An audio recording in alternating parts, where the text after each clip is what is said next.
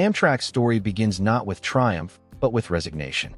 When it was established in 1971, the idea of a national passenger rail company seemed anachronistic, a bureaucratic concession to nostalgia rather than a serious transportation policy. America had fallen in love with the automobile, built a vast interstate highway network, and was boarding airplanes in record numbers. Passenger rail, once the symbol of American progress, had become a financial burden on private railroads.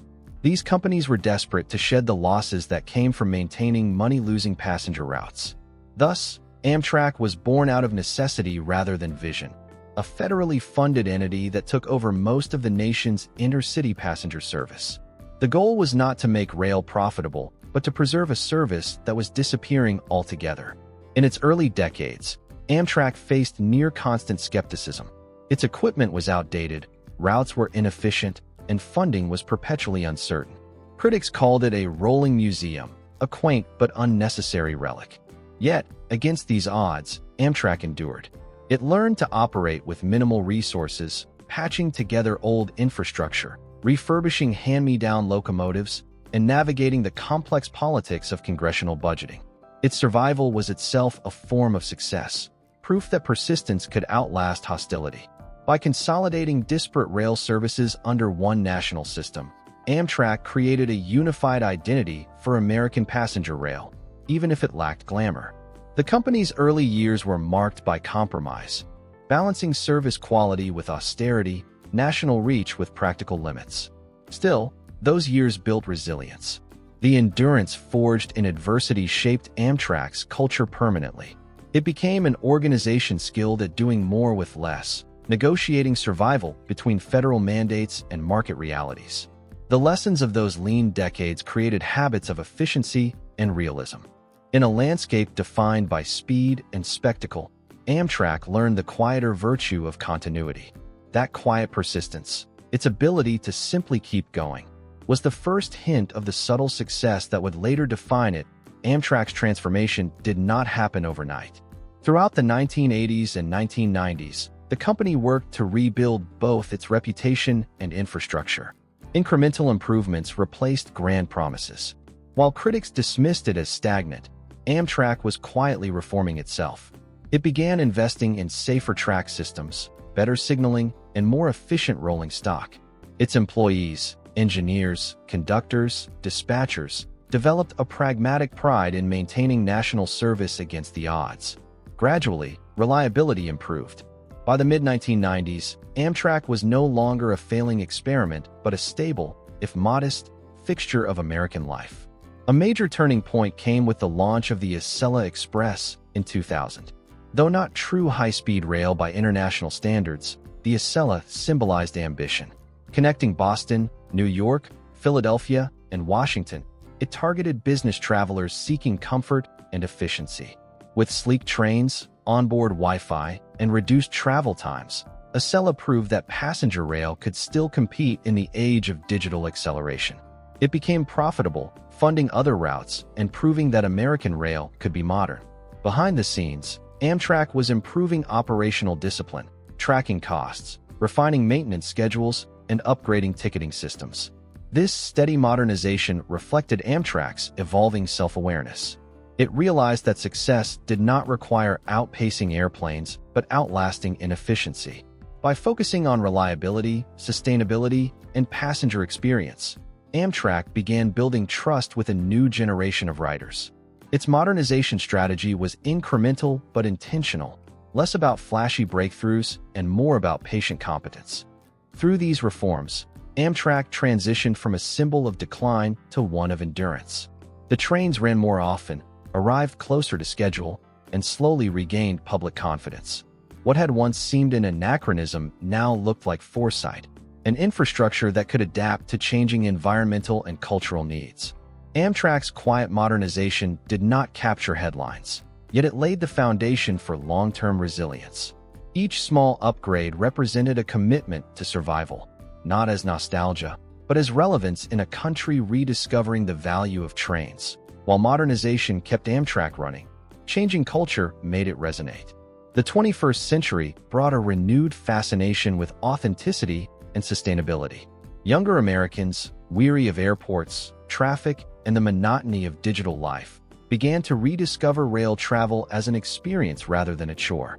On social media, images of Amtrak's long-distance routes, the California Zephyr, the Empire Builder, the Coast Starlight, circulated widely, celebrated for their breathtaking views and contemplative pace. Influencers and travel writers framed train journeys as both romantic and responsible, slower, cleaner, and more connected to the landscape.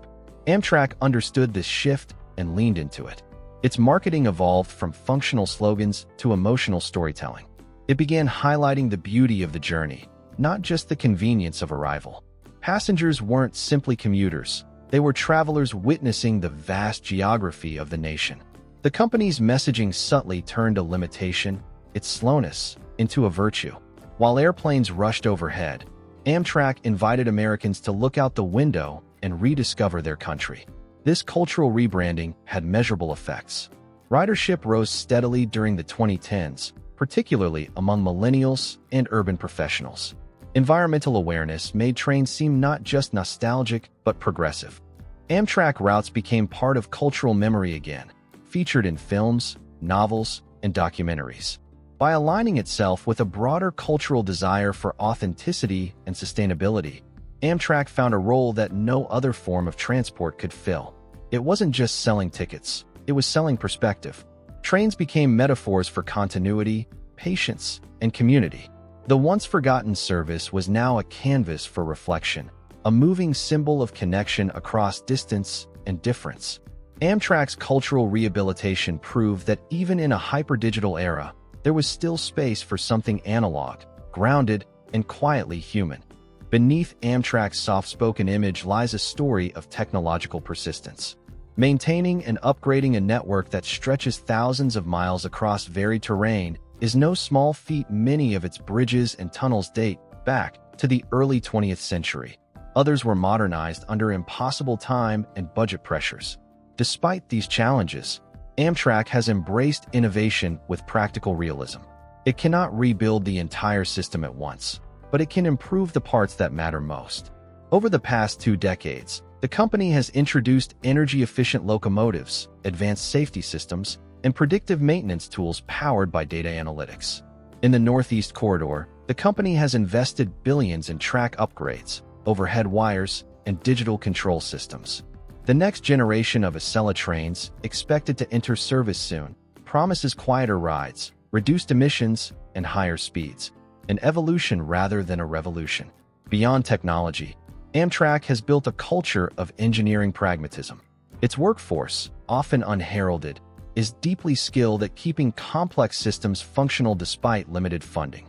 Partnerships with state governments and freight companies have allowed Amtrak to expand and improve regional service. The company has also embraced digitalization, with mobile ticketing, real-time tracking, and improved communication systems reshaping customer experience. These are not flashy changes, but they matter. Amtrak's approach to innovation mirrors its larger identity: pragmatic, persistent, quietly effective. As the nation debates infrastructure renewal and climate goals, Amtrak stands as both relic and roadmap. It demonstrates how an old system can modernize without losing its soul, how progress, in America, often happens not through disruption, but through dedication. Its innovation is not a sprint toward the future, but a steady, rhythmic journey toward resilience. That Amtrak's economic story is one of paradox. For decades, critics have framed it as a subsidy-hungry enterprise, propped up by taxpayers and incapable of self-sufficiency. Yet, within that familiar criticism lies a misunderstanding of what Amtrak actually is. Unlike private railroads, Amtrak was never designed purely as a business. It was conceived as a public service that preserves essential mobility for communities beyond the reach of profitable routes. Its success, therefore, must be measured not by Wall Street's metrics, but by its ability to sustain a nationwide network at a reasonable cost. Over time, it has done this with increasing efficiency. While long-distance routes continue to depend on public funding, Amtrak's Northeast Corridor, the economic spine connecting Washington, Philadelphia, New York, and Boston, now operates with significant self-sufficiency. It generates enough operating revenue to cover its direct costs and even subsidize other services. This balancing act, while fragile, is a quiet triumph of management discipline. The company has learned to optimize schedules, reduce energy costs, and use data-driven analysis to match supply with demand. Crucially, Amtrak has also mastered the art of political navigation. Every budget cycle brings uncertainty, yet the company has developed a persuasive argument for its value. Economic multiplier effects, reduced congestion, job creation, and environmental benefits. Studies consistently show that every dollar invested in Amtrak generates several dollars in local economic activity through tourism, labor, and urban development near stations. Its success, then, is not a matter of pure profit but of public return. In that sense, Amtrak resembles other essential infrastructure, roads, airports, utilities, whose value lies in connectivity rather than direct revenue. The company's financial resilience comes from its adaptability, incremental cost recovery, diversified partnerships with states, and a growing ability to justify every expenditure through measurable public benefit. Amtrak may never be a conventional business success story, but it has quietly redefined what fiscal responsibility means for public transportation in the world's most car-oriented nation. Its endurance is not accidental. It's earned through constant negotiation between idealism and realism. In the 21st century, Amtrak's environmental relevance has become impossible to ignore. As climate change intensifies and cities confront the limits of car dependency, rail has reemerged as one of the most sustainable modes of intercity travel. A passenger on Amtrak emits far less carbon per mile than a driver or a domestic air traveler, and that gap widens as the company introduces energy-efficient locomotives and renewable energy sources. Environmental policy that once treated rail as peripheral now considers it central. Federal and state planners increasingly view Amtrak not as a relic, but as a critical piece of sustainable infrastructure. But Amtrak's value extends beyond emissions reduction. It provides mobility to communities that would otherwise be isolated. Small towns in Montana, Kansas, or Mississippi where train stations remain vital civic lifelines. In many regions, it's the only form of intercity transport that connects rural America to urban opportunity.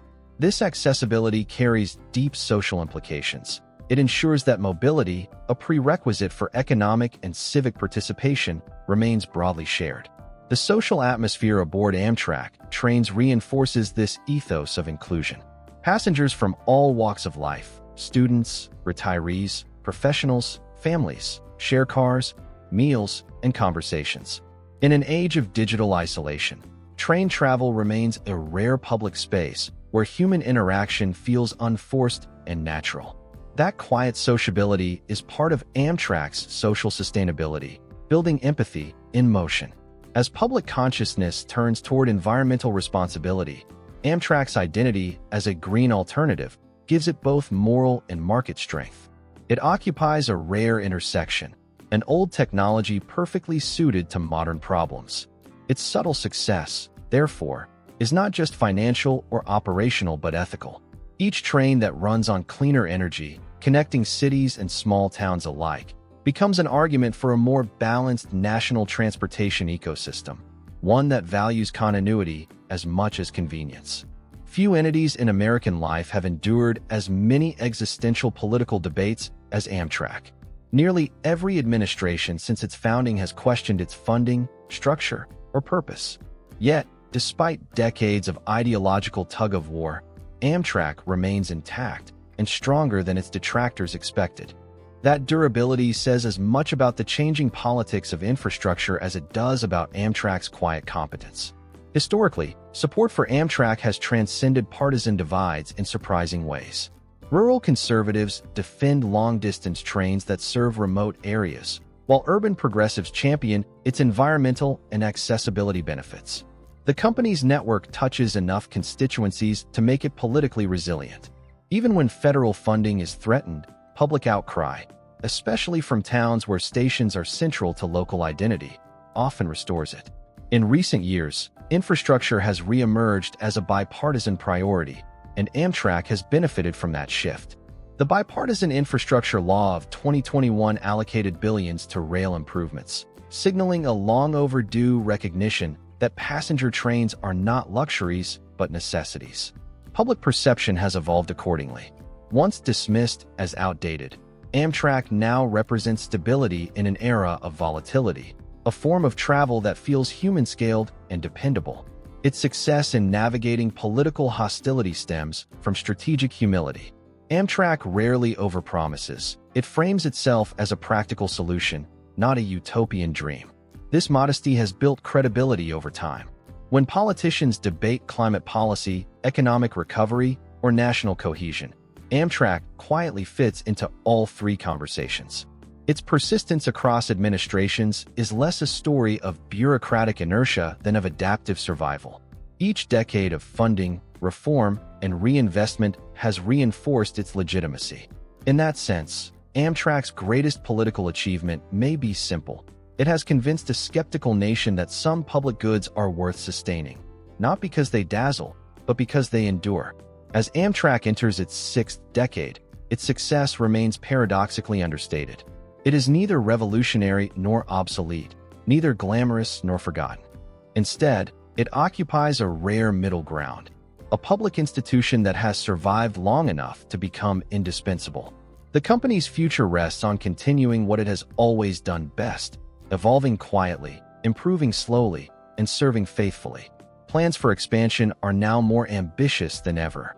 Federal funding will allow new corridors to emerge in the Southeast, Midwest, and Pacific Northwest. Electrification projects and sustainable technology investments will reduce emissions further, while new partnerships with regional governments will bring trains to communities that have lacked service for generations. Yet the essence of Amtrak's appeal will remain the same: the steady rhythm of motion, the sense of connection that transcends speed or spectacle. In a fragmented society, Amtrak represents continuity, a physical and emotional thread linking past and present. Every train that departs a small-town station reaffirms the possibility of shared national experience. For decades, Americans have been told that progress means acceleration, that faster is always better. Amtrak challenges that assumption.